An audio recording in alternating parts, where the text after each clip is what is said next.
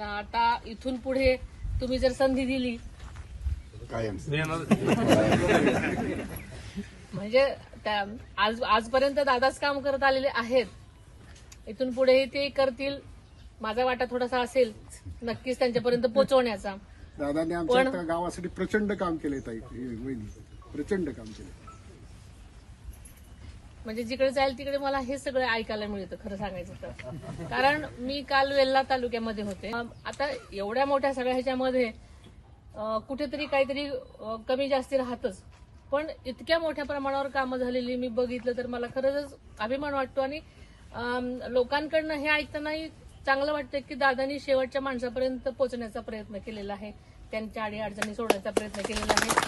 आणि इथून पुढे सुद्धा अशाच अडीअडचणी सोडवण्याचा प्रयत्न नक्कीच होईल हे अशी मला खात्री वाटते. आणि तुम्ही संधी दिली तर नक्कीच सगळ्यांच्या अडीअडचणीचा सोडवण्याचा प्रयत्न आम्ही दोघंही करू, असं या क्षणी मी तुम्हाला आश्वासन देते. कारण कालच आमच्या प्रदेशाध्यक्षांनी जर बारामतीचा उमेदवार जर आमचा असेल तर माझं नाव घेतलेलं आहे, म्हणून मी आज हे पहिल्यांदा बोलतेय. नाहीतर मी आजपर्यंत म्हणजे कालपर्यंत हे मी बोलत नव्हते की मला तुम्ही संधी दिली तर मी पुढचं काहीतरी. जनतेने ठरवलेलं आहे, पण मी स्वतः कधीच म्हणलेले नव्हते. आज पहिल्यांदा बोलले, मी इथे बोलले.